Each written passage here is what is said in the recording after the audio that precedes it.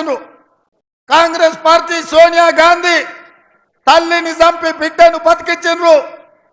ఇట్లాంటి మాటల ద్వారా 60 ఏండ్ల తెలంగాణ ఆకాంక్ష 1200 మంది తెలంగాణ బిడ్డల ఆత్మ బలిదానాలను అవమానించే విధంగా పార్లమెంటులో మాట్లాడిండు.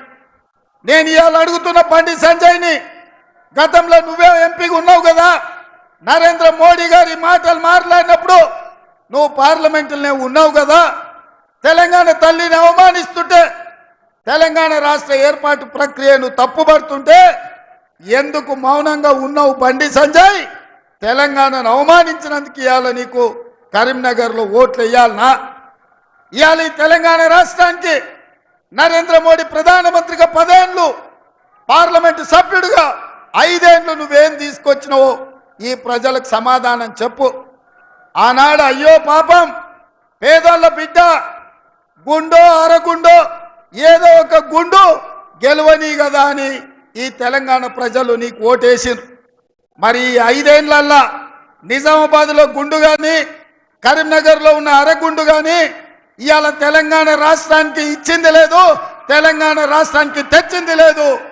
నరేంద్ర మోడీ గారు జాతీయ ప్రాజెక్ట్ ఇవ్వలేదు, నరేంద్ర మోడీ గారు ITIR కారిడార్ ఇవ్వలేదు. ఇవాళ ఈ తెలంగాణ రాష్ట్రానికి నరేంద్ర మోడీ భారతీయ జనతా పార్టీ ఇచ్చింది ఏంటంటే గాడిద గుడ్డి ఇచ్చిండ్రు. ఇగో ఈ గాడిద గుడ్డే 10 ఏళ్లలో తెలంగాణ రాష్ట్రానికి నరేంద్ర మోడీ ఇచ్చిండ్రు. నేను ఇవాళ అడుగుతున్నా, మా సీనన్నని ఇట్లే పట్టుకోమంటున్నా, దీన్ని మాట్లాడినంతసేపు పట్టుకొని పేద ప్రజలకు తెలంగాణ సమాజానికి చూయించు. ఎందుకంటే తెలంగాణకు బీజేపీ నరేంద్ర మోడీ ఏమిచ్చిండయా అంటే కర్ణాటకకేమో చెంబిచ్చిండు, ఆంధ్రప్రదేశ్కేమో మట్టి చెంబెడు నీళ్ళు ఇచ్చిండు, తెలంగాణకు మాత్రం గాడిద గుడ్డిచ్చిండు. ఈ గాడిద గుడ్డిచ్చినందుకు గుండు అరగుండుకు ఓటేయాలనా నేను అడుగుతున్నా. ఈ తెలంగాణ రాష్ట్రాన్ని భారతీయ జనతా పార్టీ మాయ మాటలతోని వంచి తెలంగాణను ఆక్రమించుకోవాలని చూస్తున్నారు.